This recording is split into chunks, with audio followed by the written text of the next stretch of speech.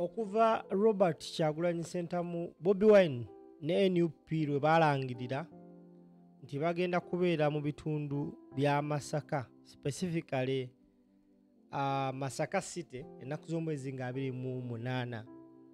Abakulu abawangalire Masaka mu kibiina kya DF basula ku Tebuuche. Now, omu ku bantu betumanyi abazze balwanagana n'akakundi kaneeno akakulemberwa Mathias Mpubuga, Fred Kajubirumbuye, ate ayina amasu oba gayita amapya gatuwadde. Wabula nyamba tambuza video eno. Don't just watch alone, share with a friend.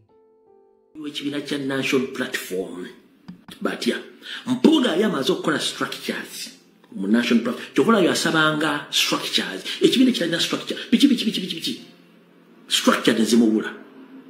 Mpubuga n'asindika omuvubuka we bakole G20 yalimu bambe parliament 20 bw'alaba nga 2 tebamumala n'atunda ba MP 30 mwaba n'abaguza Nyandwe mwabategeera ku kyembagamba akibagamba kati nga kibalinze bakulosinge bave mu noopu kati nga bwe bakutwalako abakulembeze bonna ababambe parliament 35 n'abatwala nabo bano abaali abakulu abaali bazze nabo ne bagenderako wallahi bobanga tolinda nga tewasiba mutima tewasiba lo ekintu kya Museveni kyali kigenda tuukira de group ya Kyagulanyi nja kugimaraho kati ekyo nkikubirawo de one kimutategera ne munumba olo group ya Kyagulanyi mulemi okumalawo n'agise kati buno obusungu balaga buva ku kiri kyenyiri mission gye baba tumukola ki ebalemye okitegera bulungi nnyo kati tugenze maaso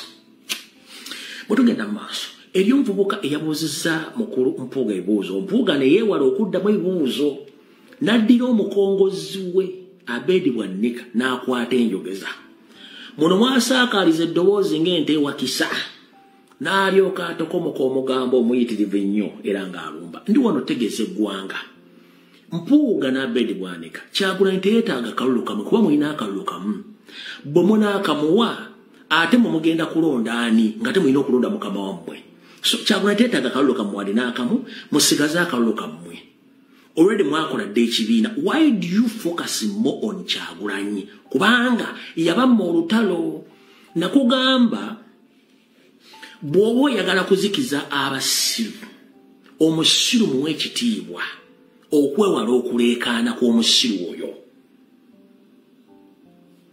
Respect a fool to avoid noise. Nkiddamu. Ever always respect a fool to avoid noise. Weewala bw'oba toyagala bikuleekaana weewale nnyo omusiru oba omusiru muwe nnyo ekitiibwa okwewala okuleekaanira. Eyo system bwetyo bwe tukikola n'ogattako ignore and delete. Kati president yakosa system ignore and delete n'agattako system nti respect a fool to avoid noise. Kati ye system eri mu kuluma abantu bano weekitiibwa omugwagwa okwewala okuleekaanira mu ignoringe omudeleting. Kati bano eva bali mu kwagala kuwakula olutalo alubamye. One njala soka babooza mu kooti nge wano bulungi nnyo. Mpuuga ne banne bonna bakabeera mu bibiina by'obufuzi bimeka bakabeera mu mika geemeka babuuze owayi ebibiina byakamu bye mwakabeeramu nga mbidduka mu Kyagulanyi abagobyeeyo emikago gye mwakabeeramu gyonna Kyagulanyi abagobyeeyo mwagala kugamba nti Kyagulanyi abadde okuva gye mwatandikira political history wamwe n'okutuuka olwaleero kiki ekibadde kijja kibagoba ebibiina ebyo n'okutuuka olwaleero kitegeeza nti mwalinga ku mission okusula ebibiina ebyo ku lwa Museveni. Kati mbatu mukitegedde abasajja abo mubaleke batandika okulota nga batambula wabula kye mulina okubeera so critical and analyze the statement ze bakola ngeerwa.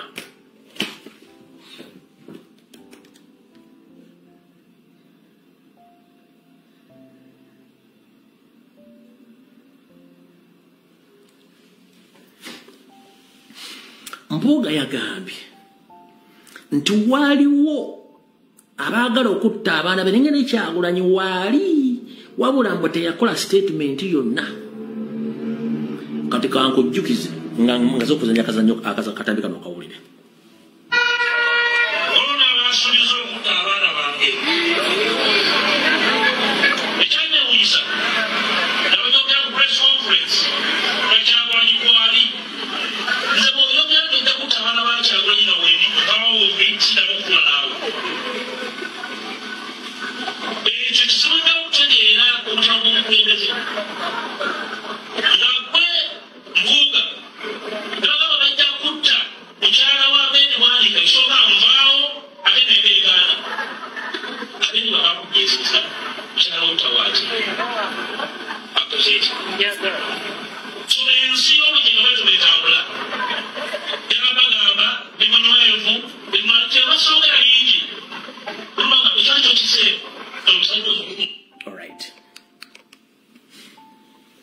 nabagamba nganze yazalibwa mu DP nga bano bonna abasajja mbamanyi abasajja ba DP UID DP block nabagamba asobola okubaka ennyumba y'omuliro n'okutta omuntu okufuna sympathy gyayagala ebeerewo oyo musajja Mpuuga it's very easy okwettira omwana we oba wa official wife oba wa side dish nakiteeka ku nti Kyagulanyi yakikoze ne gurupu ye oyo musajja akisobola aziwero n'abedi bwanika akisobola nkiddamu oyo okusinzira ku history gye mbamanyiiko it's very easy Mpuuga okutta omwana official wife oba okutta mwana side dish nga wenga bamumanyi publicly n'agamba abanupu bwe bakikoze lwaki muddeyo musome abaana bakwatibwa e Kalangala who was behind it Mpuuga abaana bonna abattibwa e Kalangala who was behind it Mpuuga ani abagawo bijambya history ne mwina Mpuuga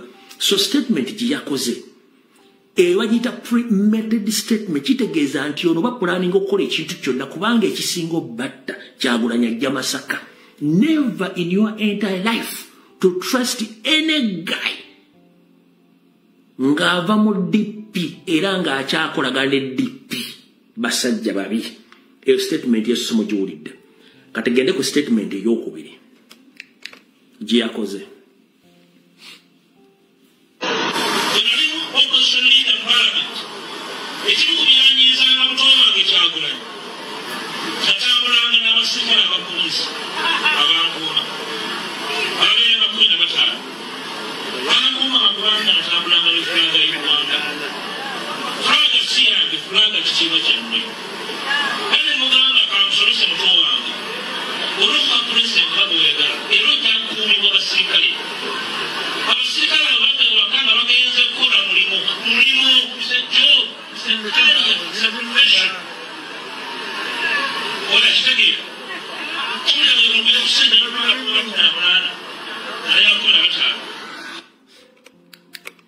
yagambye mu statement ey'okubiri nti ekimuwalanya ye nga Mpuuga mbu lwaki Kyagulanyi amuwala mbu kubanga Mpuuga yalina abasirikale amukuuma 15 mbu bamuwera mu constitution ya Uganda wano wenjagala oteeke focus pay attention to details one ani wa Mpuuga office eyo Kyagulanyi si bwe kiri nti yagimuwa yes baba malo gimuwa ani yakola history mu Uganda akyasookedde dda kufuna service award before term okugwako Mpuuga olukiiko lwatuula olwa SEC ne lumugamba please return the money and apologize then we continue nkiddamu olukiiko lwatuula olwa SEC ne lumugamba please return the money return the taxpayers money and apologize we continue Mpuuga yagaana okuzzaayo ssente n'agaana okwetonda. So how do you blame someone on your mistakes? Ndi wano gamba n'okutegeeza public. Mu Uganda yonna bukyanga politics abeerawo teri muntu yayagala Mpuuga nga Kyagulanyi taliyo. Nkiddamu I can bet my 2 seeds tewali muntu yenna mu Uganda yenna eyali ayagadde Mpuuga nga Kyagulanyi. Mpuuga abeera mu Democratic Party nakati gy'okyalimu in the disguise wabera mu parliament ebisanja bibiri Mpuuga tewali yakuwadde akafo ku komiti yonna kobere ku ministry zonna eza shadow cabinet teri yakuwa kifo era Kyagulanyi bamala okujja ku bwaluupu n'akuteeka ku bwa commissioner omuntu atakwagala ndibadde akugobera ntakuwa kifo kyonna so please njera bagamba Kyagulanyi talina mpala na Mpuuga yalina empala kwani ku Kyagulanyi 1 Mpuuga yalowooza Ngokuba ine emyaka mingi nnyo ng'enfuduze Mmengo. He can reason Robert Kyagulanyi Center muno mu directinga. Kubanga bwe bakitwala kyobona ne Sseggona akali ebyoya ajja n'agamba oli muto wange. Ffe twamuyinza ebyobufuzi mwene mwereeta ne musigala bwe mwaleeta Kyagulanyi mwasigala luddawa. Gw'ogamba mbu ffe mwe mwasigala luddawa weya ju. Njagala Mpuuga ondageyo vidiyo emu ng'oli ekyaddondo ng'okubira Kyagulanyi campaign. Njagala Sseggona akali ebyoya ndeetera vidiyo emu ng'oli ekyaddondo okubira Kyagulanyi campaign oba ng'ateekamu wadde n'olukumi. Temubangayo. So tewali yaleeta Kyagulanyi yaleeta yekka. Ku maanyi ga Katonda, ku maanyi ge n'amaanyi g'abantu. So temuddamu okuyimirira wantu wonna ne mutandika kuvevenga. Simanyi maama awunya taata awunya maama, kojja awunya neyiba, mukazi wa neyiba awunya neyiba, mulekera ebintu by'ekisiru. Bwe muba mwalemererwa mu bulamu muleke omusajja abadde successful agende n'obulamu bwe. Tukoya agaboozi buli kanaku mubeera ku Kyagulanyi. Kyagulanyi yali mu State House Entebbe oba yali mu State House Nakasero. Mwe mulwo confusing abantu na kubabuzaabuza. By the way, ekintu kye nakuba kinene nnyo. Nobody knew about this mission. Eno group Museveni agenda ogamba nti group ya Kyagulanyi ngenda gimalawo ng'amaze okusimbamu emiti ng'amanyi agenda kiruwa. Nenzija n'ekikuba n'ekiteeka ku ttaka. N'ekirumba n'Emmengo n'ekikubirayo gye beeyita bebitiibwa. Bw'oba oyagala okitegeera n'abagambye bano bakontinue tono ennambozi agenda bambula ng'azisiba ku tteeko baaluzeemu. Kati mutegeera abantu bano. Kati nga nfundikira awo ngende ku nsonga endala. Mumpulirize bulungi nnyo. Bwe nakoze security alert gye nakola oba lwakusatu oba lwakumeka ne gye nakola emisana. Meza nakubye meza ngereka ebintu bingi nnyo n'enyeenya. Information bwe evudde ng'etandika okuvaibula mwasirise which is okay. Kati kambasomesemu akantu kano ng'afundikira kana akatono. Bw'oba tomanyi Museveni bwa operatinga tomwengaginga. Bw'oba tomanyi Museveni bwa operatinga tomwengaginga. Kyekisooka ekyokubiri. Omuntu yenna asobola okwefuula ekintu ky'atali okufuna ky'ayagala. Omuntu yenna asobola okwefuula ekintu ky'atali okufuna ky'ayagala.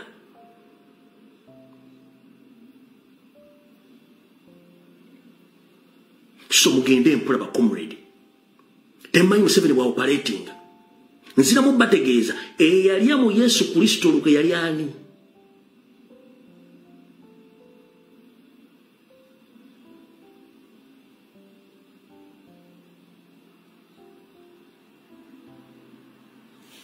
Bitegere bulungi nnyo. Era mujja bbegosa awo tovuddewo. Era bo mbavuddeko kambajjina wano mu archive yange nkolerera kuba njala bo information empitirivu olwale mugitegeere. Ndoza tuyiteko na